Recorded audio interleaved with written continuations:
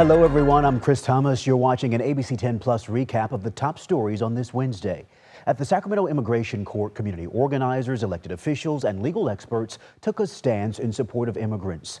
Then a new push to protect highway workers is moving through the state capitol. This ABC 10 Plus recap starts now.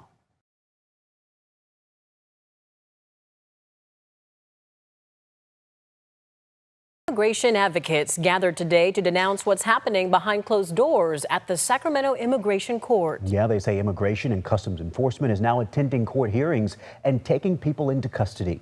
ABC 10's Roxanne Elias has more. At the Sacramento Immigration Court on Wednesday, community organizers, elected officials, and legal experts took a stance in support of immigrants. We're standing together to denounce a disturbing escalation in immigration enforcement tactics. Marcus Tang with the California Immigration Project says ICE officers are showing up to court, demanding people identify themselves, and in many cases making arrests on the spot. The most recent, they say, happened here in Sacramento on Tuesday during a hearing. Jessie DeHaven, a volunteer with the Attorney of the Day program, says she witnessed an arrest firsthand as she gave legal advice to 3 men from Venezuela and Haiti. We noticed they started arresting the first person. When I was working with the second individual, they took him off in handcuffs. And I asked the officers, they were in plain clothes. I said, why are you arresting them? This person had their case dismissed, and they said, we're just following, the orders that we were given. She says the ICE agents told her they needed to arrest him and take him down to their office on the first floor. Then the second and third man were arrested. But DeHaven says these were all people who were following the rules and either had filed for asylum or submitted a declaration. And the judge had agreed to give them until September to gather more information on their case. I believe that at least 2 of them do not have criminal history.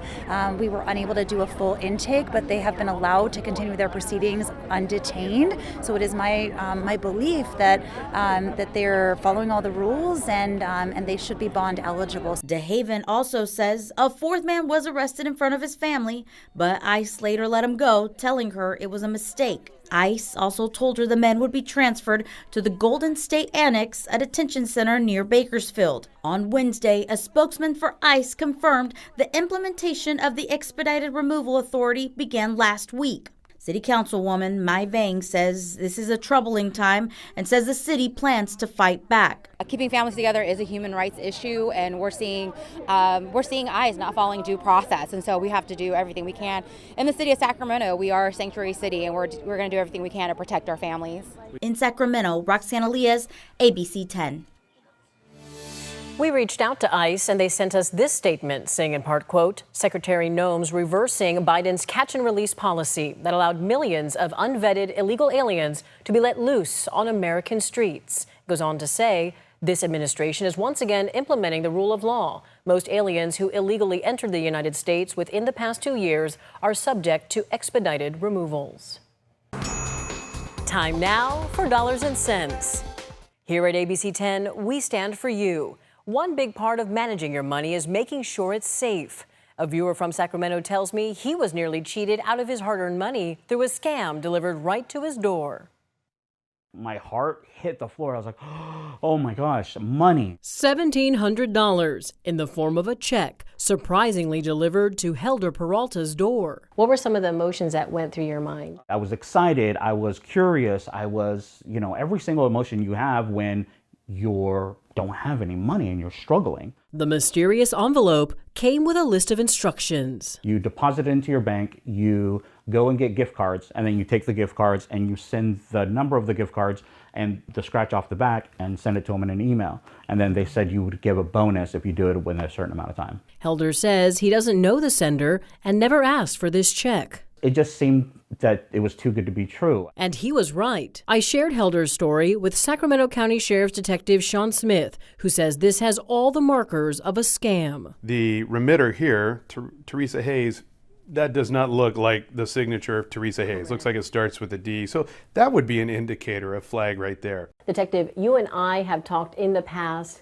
about scams involving mailing unsolicited items to people's homes in an effort to get their money, their personal information. What most alarms you about this scam? It's probably just the loss of the money, and then the the double hit you're going to take, which is, in addition to not getting reimbursed, your bank may decide, hey, you're a liability to us, so we're just going to close your account and not do business with you anymore. Detective Smith says the serious consequences could fall mainly on you. You're caught, actually, as your account being flagged for passing a fraudulent check, even you had no idea that the check was fraudulent, and you're most likely going to be on the hook for the money. He says these scams are common. In 2023 alone, the Federal Trade Commission reports consumers across the country lost more than $217 million through gift card scams. What's your advice for viewers should they get a check like this in the mail? They'll typically give you some contact information because they want you to send those cards to them, the card numbers to them, and the authentication codes to them. Google those. In this particular case, you would find that in the Better Business Bureau website, it was already flagged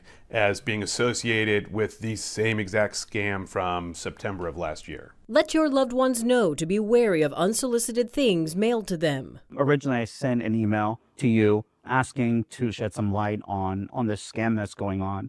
And the fact that you took it, I really appreciate it, because this puts a light on it. Without you guys, people wouldn't know and continue to fall for it. So just the fact that you're taking this, I really appreciate it. The Federal Trade Commission says only scammers tell you to buy gift cards and give them the number on the back of the card. Always keep a copy of your gift card and store receipt to report the scams to the gift card company and ask for your money back. If you become a victim, Detective Smith says file a report with police and explain to your bank what exactly happened. Other viewers have written to me about scams they've encountered, and I talked with law enforcement about how you can protect yourself. You can watch those stories streaming now on the free ABC10 Plus TV streaming app. Remember, your money questions have answers. Send me an email at lpainter@abc10.com. The state's insurer of last resort is facing a financial nightmare. Today, the president of California's FAIR Plan updated lawmakers on their finances. She says the plan is running out of money as claims are adding up. ABC10 has reported this could impact all homeowners in the state. I want to bring in ABC10's Jeannie Nguyen. She joins us now in studio with 3 things that you really need to know. Alex, just about 5 months after the wildfires in Los Angeles, the California FAIR Plan is giving us an update that's not too surprising. Finances are not looking good with the current market and the amount of losses the FAIR Plan has to pay as a result of these fires. The number of FAIR Plan policyholders continues to grow. On Wednesday, lawmakers with the Assembly Insurance Committee got an update from the president of the California FAIR Plan. It's the state's last resort homeowner insurer when no other option is available. At our previous oversight hearing, it was relayed that the FAIR Plan may be one catastrophe away from seeking approval to assess their member companies. Unfortunately, that catastrophe took place on January 7th. The FAIR Plan's president, Victoria Roach, says they've received more than 5,500 claims as of May 22nd for damages caused by the Palisades and Eaton fires, with half of those claims reporting total losses. We've paid over $2.9 billion in claims so far. Our estimate is that we're going to pay close to $4 billion total when all is said and done. Insurance expert Carl Sussman says it's no secret the FAIR Plan is running out of money. Here's what he wants homeowners to know. They may very well go back to the private companies that are already paying their own claims for the fire and have to contribute more money to keep FAIR Plan propped up. To make matters worse, the FAIR Plan has seen an increase in insuring homes in low wildfire hazard areas. In the low wildfire risk area, we've grown about 40% in exposure so far in the first 6 months of the year. Adding that the lack of options for homeowners is one of the main reasons, but so is cost. We are lower priced. When you look in those low wildfire areas, you are going to find we have somebody just sent us an example last month where the policy with us, it was about $682, I think, was the premium. But Sussman says this is misleading because the FAIR Plan is only basic fire insurance. What she's comparing it to is not a standard insurance company because they're not offering coverage. And moving through the legislature right now is Assembly Bill 226, and if passed, would allow the FAIR Plan to request bonds from the California Infrastructure and Economic Development Bank if it faces financial challenges during a major event like a wildfire. The FAIR Plan says it is in support of this bill. Alex. All right, Jeannie, thank you. And to the point, spent months investigating the state's insurance crisis. We spoke to homeowners, the state's insurance commissioner, and questioned 9 Congress members about what Congress might be able to do about this crisis. You can stream our Emmy-nominated special, California's Insurance Crisis, right now on the ABC10 Plus TV streaming app. That app is free to download straight to your TV. New at 6, the closure of local Rite Aid locations is just the latest sign of a shifting retail landscape, leaving vacancies in strip malls and shopping centers and forcing cities to get creative. Yeah, ABC 10's Devin Truby has a closer look at how communities are responding and what could replace those stores. How many shipments did you receive from Amazon 10 years ago? And how many do you receive now? And that's certainly hurting local businesses, local locations. Buying habits are changing, and big-name retailers are feeling the impact as shoppers turn to online options. Brick-and-mortar stores are shutting down. The latest, Rite Aid. In Antelope, the Rite Aid on Alberta Road is in a property business improvement district, giving the community more tools to respond. We have the ability within that zone to work with the property owners to help them maintain their businesses, certainly the business owners themselves, but we work primarily with the property owners. So, for example, when the OSH closed down, the PBID went to work along with the property owners, and we found tenants.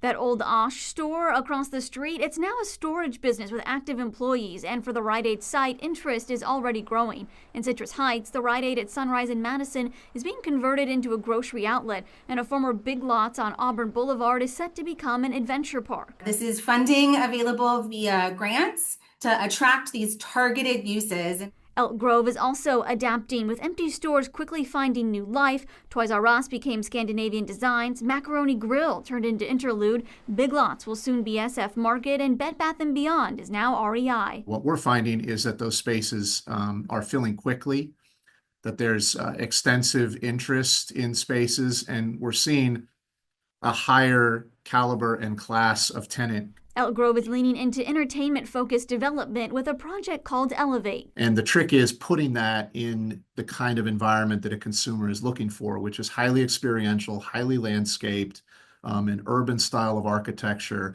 where people will come, park, stay, and spend the day there. And almost the shopping is sort of a secondary thing. As for vacant Joann's locations, several potential tenants are already expressing interest. Retail is changing and cities are changing with it, turning closures into opportunities for what's next. New push to protect highway workers is moving through the state capitol. The bill would allow speed cameras in construction zones where too many workers have been hurt or killed.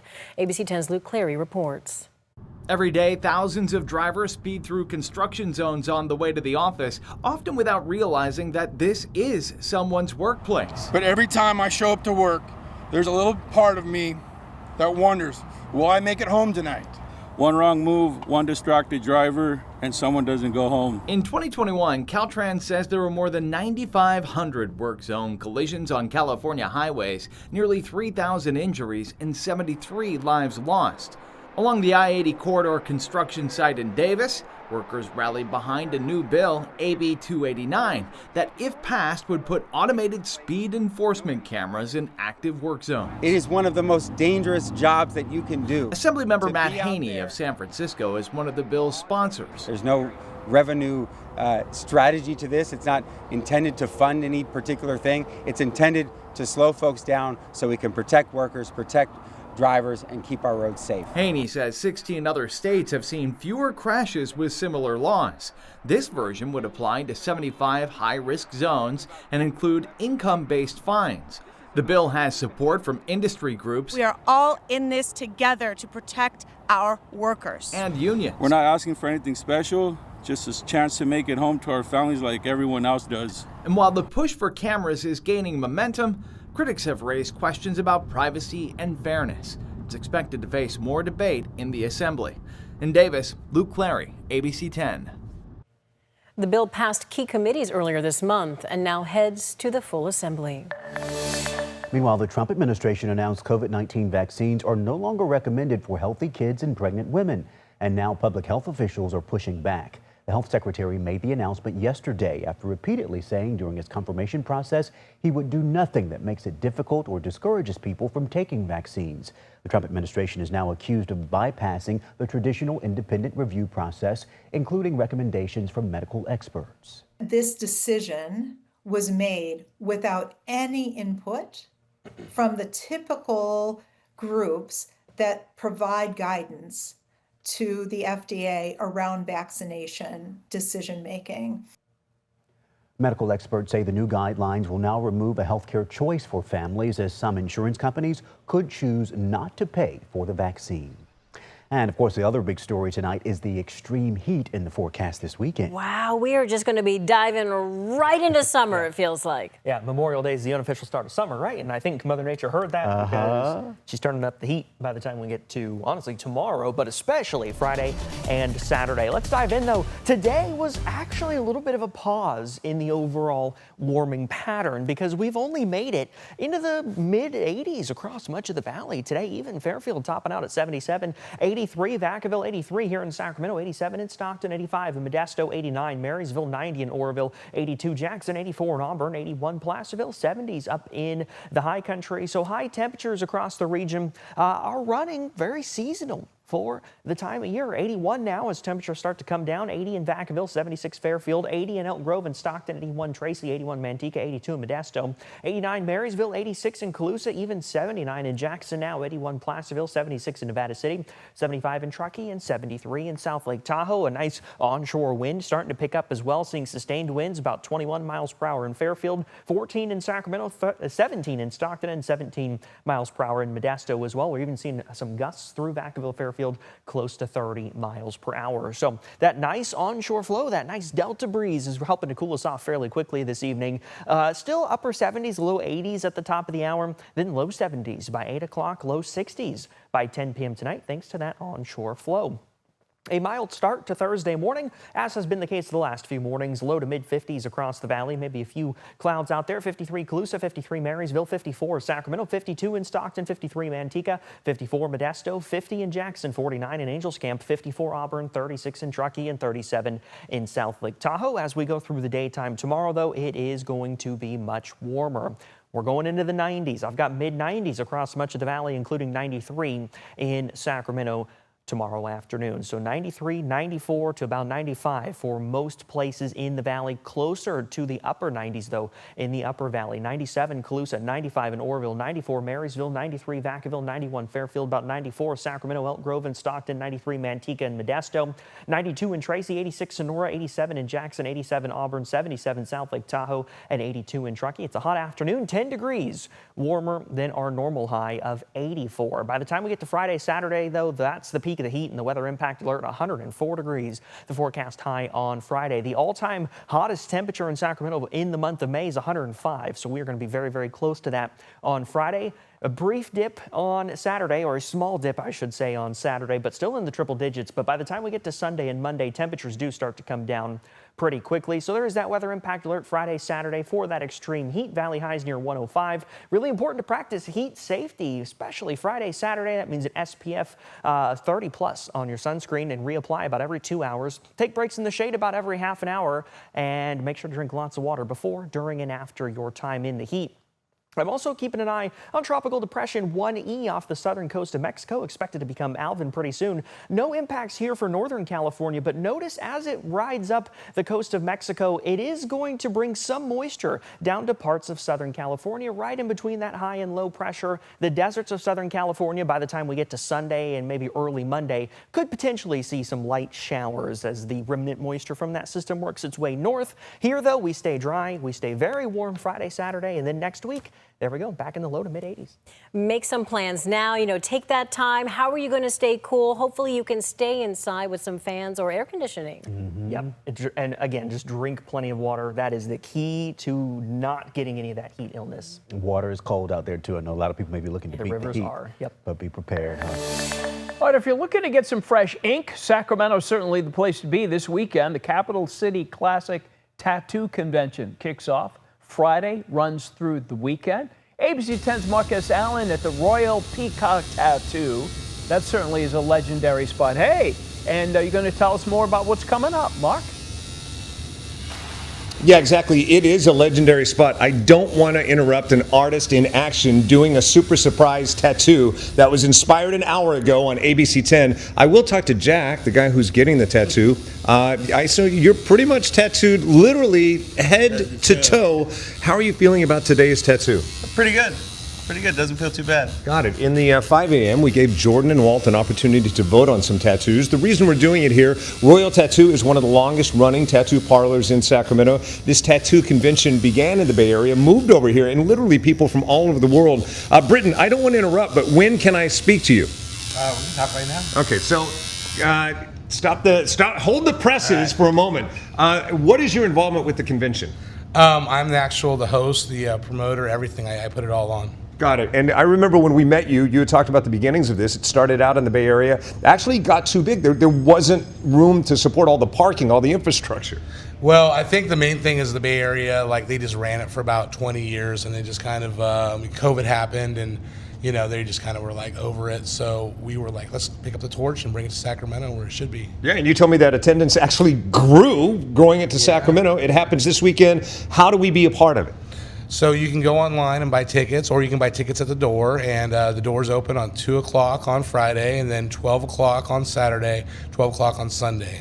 And so, yeah, you can buy tickets at the door or go online and check everything out. It's at the convention center, and like any other great attractions, there's going to be great food, great beverage, entertainment, live acts, and rock star tattooists, not unlike yourself. Absolutely. The main thing is like the tattooing, so you're going to find some of the best tattooers in the world. Got it. All right, so we got about a minute left. I guess now should be the big reveal. Jordan, Walt, last hour, as you recalled, we said, what should the tattoo be, and what options were you giving him? We gave him 90s Tribal, Kanji, and Sacramento Celebrity. Got it. And we said, where would you like to put it? I said the lower back, but I guess to be morning TV friendly, not knowing how low that would go, you went extremely low and decided to do it the lower backside of his calf. Yeah, we brought it down, right down the leg. Got it. All right. So do you guys remember what was picked? What tattoo did you pick, Walt Gray? It was, I believe it was a Japanese symbol. Yeah. I believe it was a Japanese symbol. So drum roll at the anchor desk. They said Japanese symbol, and you interpreted that to be what? Sacramento Celebrity. Sacramento Celebrity. So, ladies and gentlemen, we present to you, for the first time ever, the legendary Walt Gray tattoo. Oh, my God. We noticed you went against the grain. Are you kidding me? That we love you, Walt. We love you, Walt. Yeah, so, Jack, what say you? What say you, Mr. Jack, about this tattoo? Oh, I'm stoked on it. It looks good. It looks fantastic. Got it. I'm on Edward it. R. Murrow, winning journalist, Walt Gray, what's your reaction? Wow. I honestly, I can't be more honored. Wow. I don't even know what to say.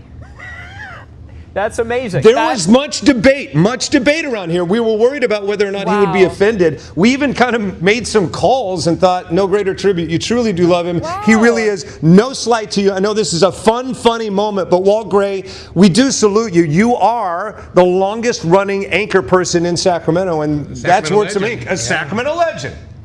Wow. Thank you all. I'm obviously moved that he's going to have my ink on his calf. That's amazing. Wow, that is amazing. Oh, Marcus Allen, always up to something there. All right, thank you to all who participated in whatever just happened to that poor guy. Peace out.